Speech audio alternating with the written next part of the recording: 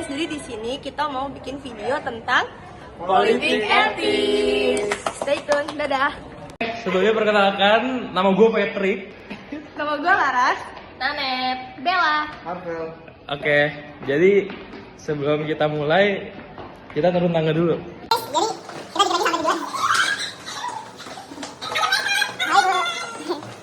Ibu, say hi ibu. Halo ibu.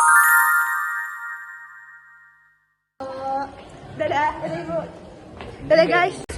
Jadi ini kita udah nyampe di tempat tujuan kita ya. Jadi kita akan mulai. Halo Vel. Hai. Oke. Udah tik. Cheers. Oke guys, jadi di sini pertama-tama saya akan menjelaskan latar belakang dari politik etis. Jadi politik etis itu ada dua latar belakang. Yang pertama itu di bidang politik dan yang kedua ada di bidang ekonomi. Dan di sini saya akan menjelaskan yang politik etis bidang politik terlebih dahulu. Jadi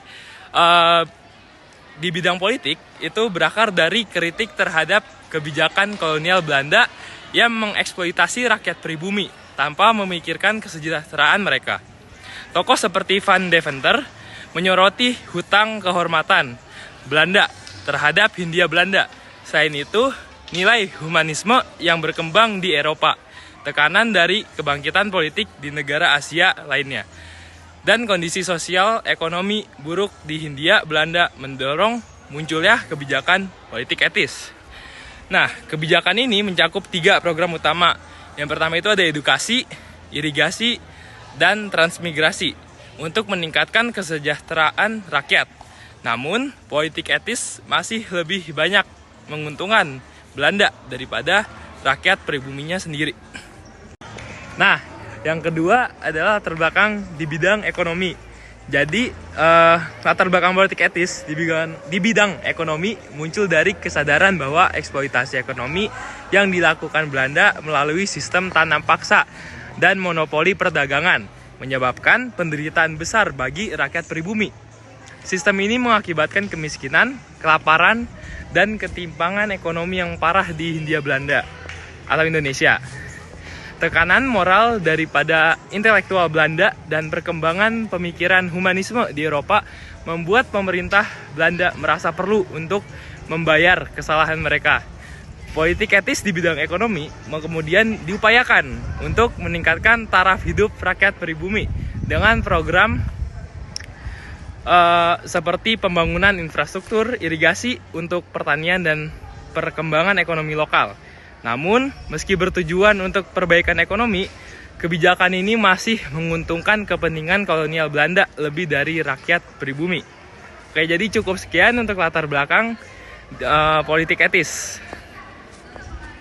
Nah, politik etis memiliki 3 kebijakan yang diterapkan oleh pemerintah Belanda.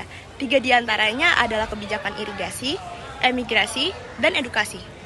Di sini saya akan menjelaskan tentang kebijakan irigasi dan emigrasi. Apa sih kebijakan politik etis irigasi itu? Kebijakan politik etis irigasi adalah program pemerintah Hindia Belanda untuk membangun dan memperbaiki pengairan untuk pertanian. Tujuannya adalah untuk meningkatkan produktivitas pertanian dan perkebunan serta kesejahteraan rakyat. Yang kedua, ada politik etis emigrasi. Politik etis emigrasi adalah program untuk memindahkan penduduk dari Pulau Jawa dan Madura ke Pulau Sumatera untuk pemerataan penduduk. Kebijakan ini dimulai aktif pada tahun 1901. Dalam kebijakan politik etis, bidang edukasi menjadi salah satu fokus utama dengan tujuan untuk meningkatkan kualitas sumber daya manusia pribumi di Hindia Belanda. Pemerintah Belanda mendirikan sekolah-sekolah untuk pribumi dengan harapan dapat menciptakan tenaga kerja yang lebih terampil yang mendukung kebutuhan administrasi kolonial. Nah, jadi ada beberapa penyelewengan-penyelewengan yang terjadi di sistem politik etis tersebut. Nah, pertama itu ada sistem irigasi. Jadi, sistem irigasi ini kan dibangun untuk memajukan tingkat pertanian masyarakat pribumi. Nah, tapi proyek-proyek irigasi justru lebih banyak ditujukan untuk kepentingan perkebunan milik pemerintah kolonial dan para pengusaha Eropa.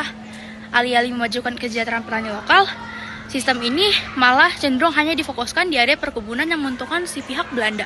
Akibatnya, petani pribumi tetap kesulitan mengakses air untuk pertanian mereka.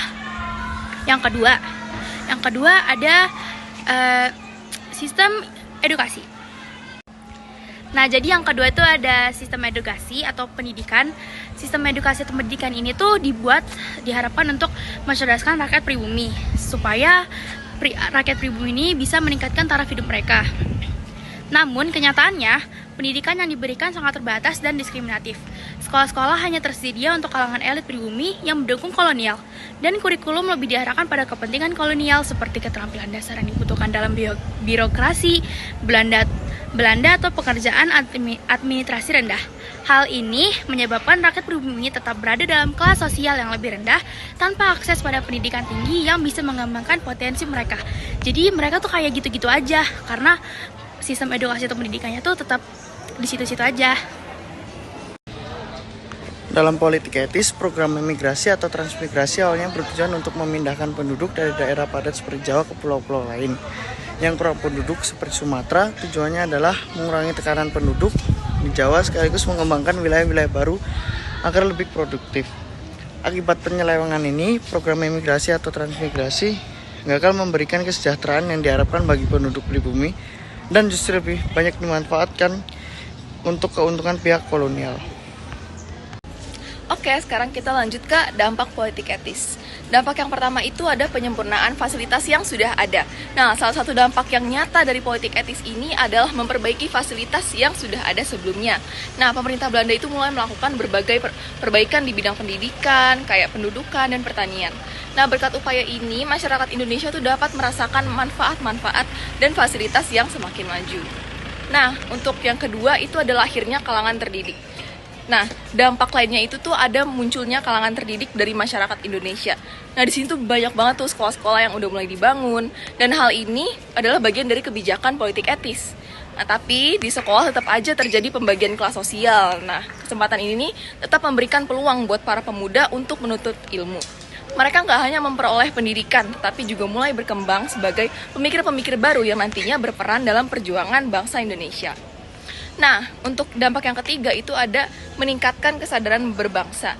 Nah, dengan adanya kalangan terdidik ini, kesadaran bangsa Indonesia untuk memperoleh hak-haknya pun semakin meningkat.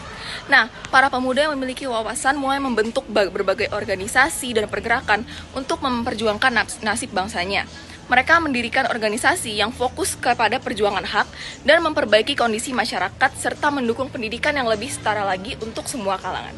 Oke, sekian video dari kami. Terima kasih. Dadah. Bye.